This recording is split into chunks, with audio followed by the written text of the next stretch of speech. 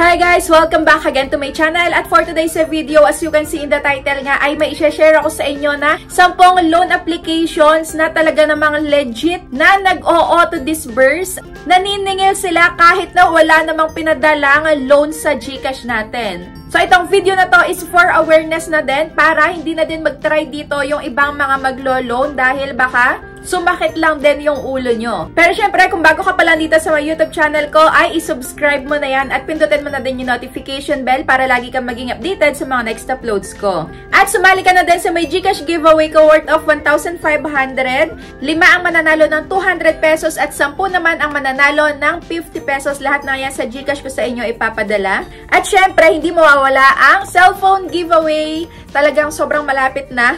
Sobrang malapit.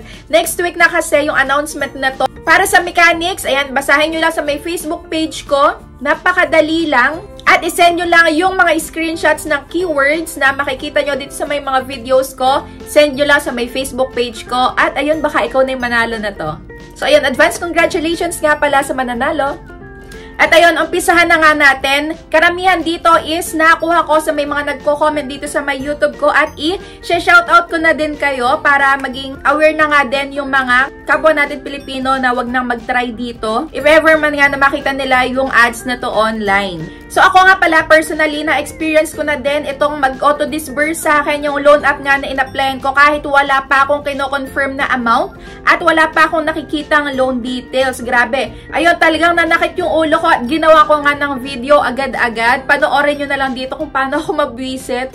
At kung ano yung ginawa ko nga. Dahil grabe, ang laki ng nabawas. Tapos, ang laki din ng ibabayad ko sa kanila. Grabe, hindi ako talaga mapakali nun. Kaya, ginawa ko agad-agad ng video. Ayan, panoorin nyo na lang dyan. So, unang-una na nga, shoutout kay, ayan, Max.MakiWorld08 Odds Javier. Ayan. So, dito, 24 peso. Nag-text sa akin, overdue na daw. Wala naman akong kinuha na loan sa kanila. At dito, napasearch nga ako kay 24 hours peso. Ayan yung itsura niya. From Wcash Finance INC. At yung maximum nga na pinapaloan daw dito is 50,000 peso. Kaya dito sa may loan term nakalagay is 91 up to 365 days. Pero ang totoo is 7 days lang to. Nakakaloka.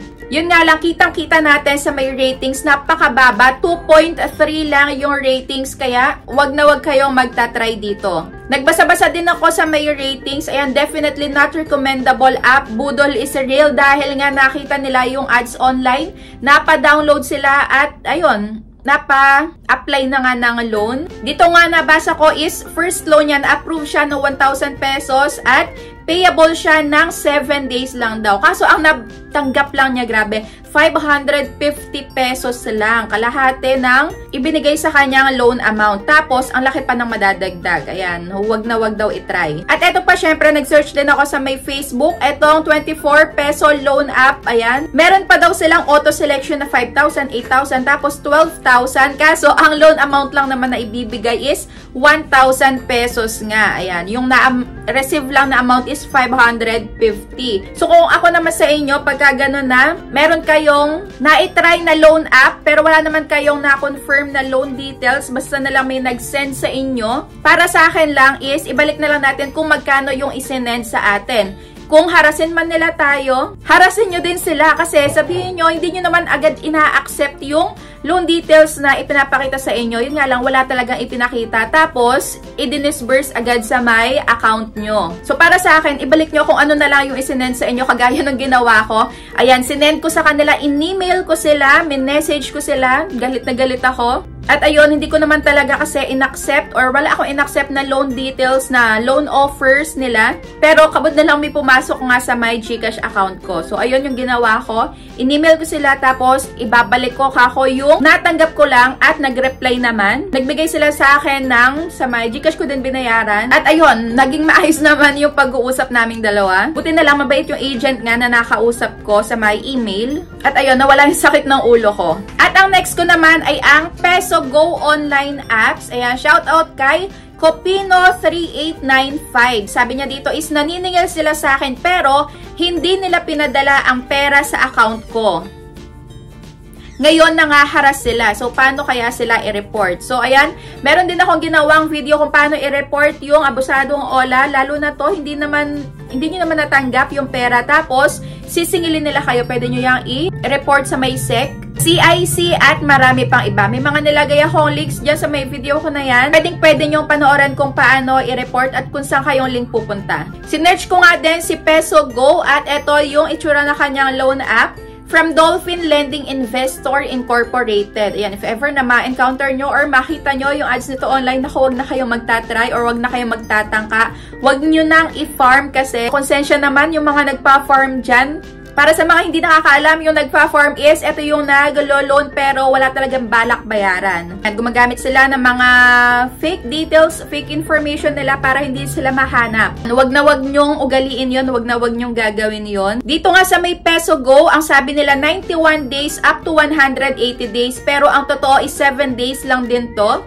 At yung loan amount daw nila sa una is 5,000 up to 30,000 pesos, which is hindi naman din totoo. Gaya nga nito, nag-search din ako sa may Facebook, 3,500 daw ang iniloan niya, tapos 2 days overdue. So yun, ang kagandahan naman dito, binayaran naman niya agad para matigil na yung pagte-text at pagko-call sa kanya. Kaso nga lang, pagkayari niya daw bayaran lahat is pinagmumura pa siya dahil kulang pa daw.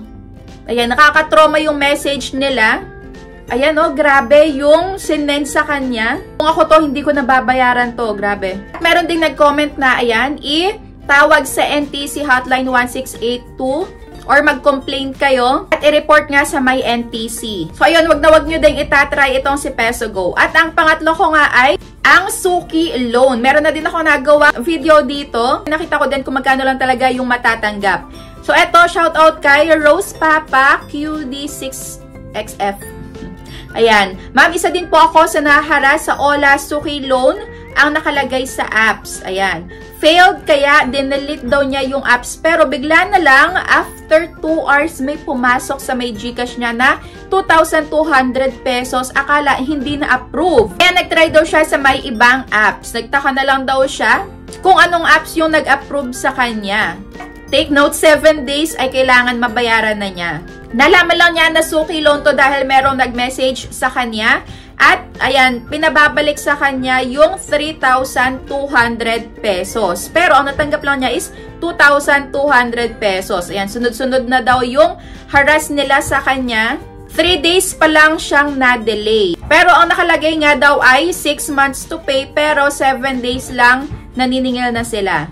Pwede nyo silang kontakin sa mycs@sukiloan.com. Meron din sila ditong, ayan, contact number. Kung meron kayong gustong sabihin sa kanila or i-report, syempre kasi pagka tayo ay magre-report din sa may SEC ay dapat meron tayong katibayan na nag-reach out tayo sa kanila. At meron tayong screenshot or pruweba nga na hindi natin natanggap yung loan na sinisingil sa atin. So kung GCash man yung inilagay mo sa may disbursement method or channel mo, i-screenshot mo lang yung transaction details mo sa may GCash nung araw na yon, nung oras na yon na may nag-text sa'yo, para may pruweba ka nga na walang natanggap. Ayan. Dito nakalagay is 2,000 pesos ang naaprubahan sa kanya pero ang na-receive lang is 1,320 at ang babayaran niya is 2,140 at ito ay 7 days lang din. At ayan, grabe din daw tong mangharas. At ito naman merong nag-comment, ipapaban daw siya sa iba pang mga Ola. Samantalang 1,000 pesos lang naman yung inutang niya. Ayan, kala mo naman daw 100,000 yung niloan sa may loan app nila. Ayun, huwag na huwag kayo magtatry sa may Suki Loan. At ang next ko naman ay pautang peso. Ayan, kung na-try nyo na to, i-comment nyo na din sa comment section kung ano na experience nyo dito sa may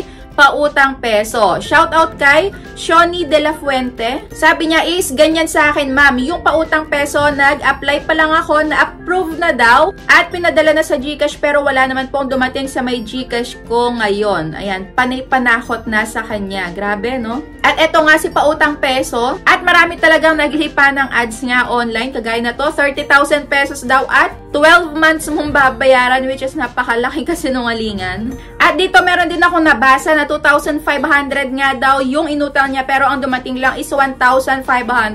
Grabe, diba? 1,000 pesos yung nabawas. At ang next na nga natin ay ang Pita Cash. Nagawa ko na din to ng review. Shoutout kay user VU1KB9GN4E. Ayan. Ang sabi niya, Pita Cash naniningil, wala akong pera na natanggap. Same sa mga sinabi ko mula kanina, kung wala kayong natanggap, wala kayong dapat bayaran sa kanila. Basta meron kayong pruweba. Kung GCash nga yung, ayan, ginagamit nyo lagi, kung saan mapupunta yung loan nyo, screenshot nyo yung transaction details nyo sa my GCash. Katunayan na wala kayo talagang natanggap. At ayun, malaking pruweba na yon sa kanila. Eto nga si Pita Cash. At nag-search din ako sa my Facebook. At ang sabi dito, makulit si Pita Cash, panay text at tawag. At kahit na wala sa may contact reference ay tatawagan nila. Sa iba naman, text at email lang pero walang harassment. Just a reminder. Ayan, iba-iba talaga yung mga klase ng agents kung paano maningil. Yung iba mabait, yung iba garapal talaga kung maningil. At meron din ako nabasa na 1,000 ang inilo niya pero ang balik is 1,700 pesos. Grabe, 'di ba?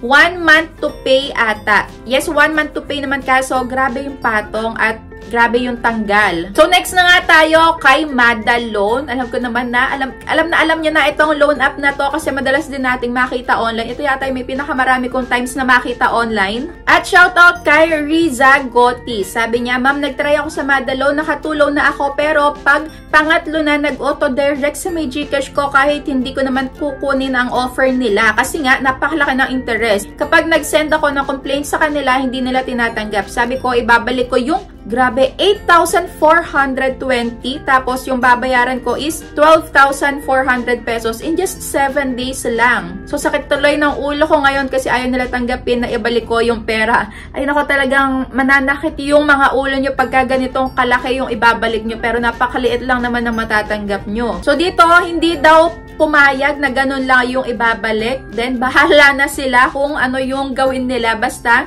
para sa akin, kung magkano lang yung na-receive nyo, ganun lang yung isauli nyo. Pagkapatuloy pa rin silang nang haras at sinabi na pupunta sa may barangay nyo, sabihin nyo, go, ayan, makita kayo sa may barangay. Tamang-tama, meron dong pulis, isumbong nyo din sila sa sobrang taas ng interest at ang laki ng mga hidden charges na matatanggal sa may loan nyo. At i-report nyo na nga din yung mga ganitong OLA na napakalaki ng matatanggal. Ayan, hindi na makatarungan. Lalo na hindi mo naman in-accept yung offer. At eto nga si Mada Loan. Fast approval, ayan, in minutes lang, 20,000 pesos ang maximum loan amount. At nag-search nga din ako online. Sabi dito is, late po ako ng ilang oras na pagbayad sa Mada Loan. Babayaran ko na sana kaso biglang nag-text sa akin ng mga pagbabanta kaya nawalan ako ng ganang bayaran sila. Grabe nga naman talaga kasi na-experience ko din to. Wala pang due date. Tapos, grabe na makapangharas ko ano-ano na yung sinasabi. Pero ako, dinededma ko lang talaga. Dahil tinitingnan ko nga kung mga haras talaga sila. So, dito sabi niya, ginawa ko, in-email ko sila at sinampal ko yung privacy policy nila. Ngayon, wala ako na-receive sa Mada Loan. Payo ko lang sa inyo, gamitin nyo itong free SMS site para bisitin pabalik yung mga nangaharas sa inyo. Ayan, ginawa ko to, nabaliw yung nangaharas kasi binalik ko yung mga sinasabi niya sa akin using this site. Free lang daw to, tapos iba-ibang number din ang magte-text. Kaya kahit i-block nung nangaharas sa inyo, may panibagong number na magse-send. Ayan, nagharasan silang dalawa. Kung kayo gusto nyo i-try nyo din tong ginawa ng isang naglo-loan na to. Dito naman, meron ding nag-try mag-loan. Sabi niya, 12,800 pesos. Ang nakuha ko lang is 7,000 something.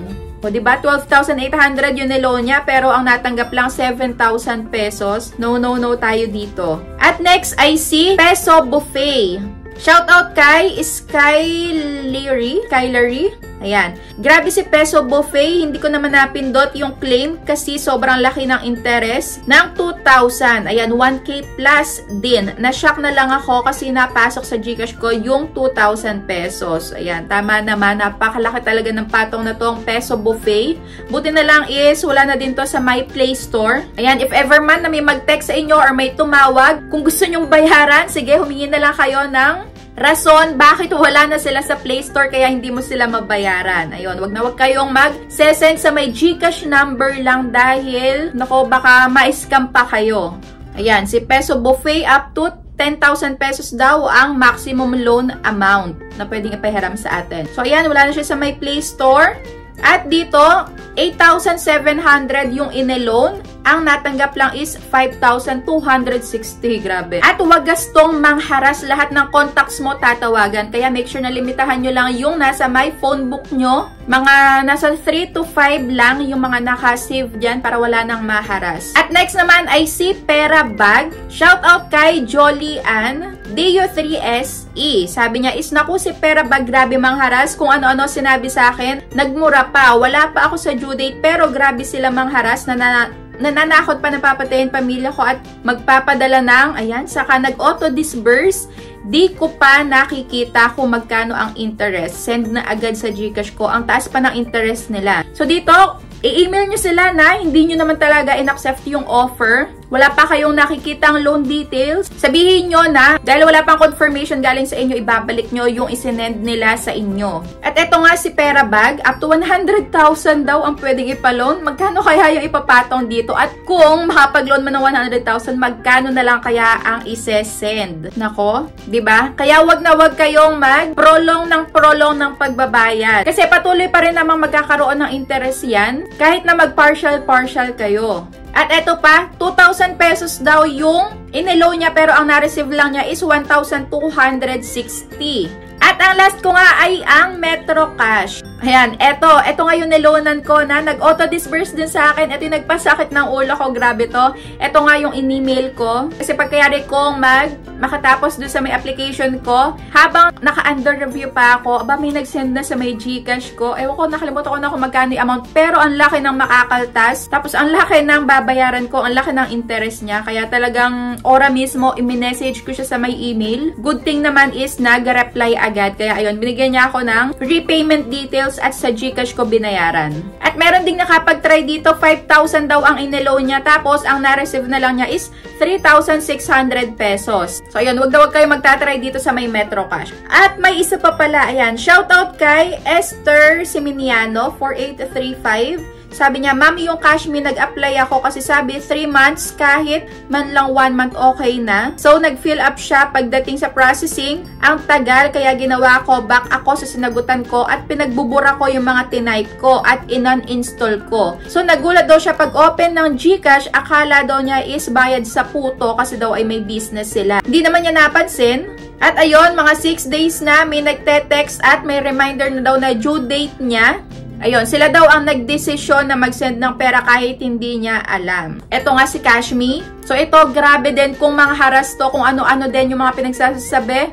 Wala pa yung due date kagaya nga nung na-experience niya. At sabi nung isa pa dito, 7,000 daw. Na loan niya, naging 16,000 na dahil sa may overdue. Dito kung wala na talaga kayong pambayad, hayaan nyo na, mag-home visit sila. Ayan, mag-field visitation sila. Magharap kayo sa barangay para, ayun, kung magkano lang yung nautang mo is yun na lang yung bayaran mo. Kasi kung wala ka naman talagang pambayad, wala naman silang magagawa. Ayan, kagaya nga nung nag-post sa may online na dati daw siyang agent, kaya daw kayo ganyan na pinipiga na kung ano-ano masasakit na salita or pangaharas yung sinasabi sa inyo is para daw meron silang makuhang mga commission kapag kayo ay nakapagbayad. Para daw kasing call center yan, yung mga agent na yan na kinaka-copy-paste yung mga masasamang salita, yung mga masasakit na salita para lang mapagbayad kayo. Pero wala naman daw silang magagawa talaga kung walang pambayad yung nag-loan. Basta, ayun, yung mga harassments, yung mga threats na yan is i-screenshot nyo para if ever man na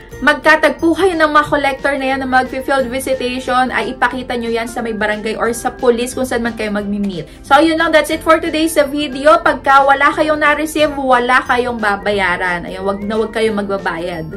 So, ayun lang. Thank you for watching.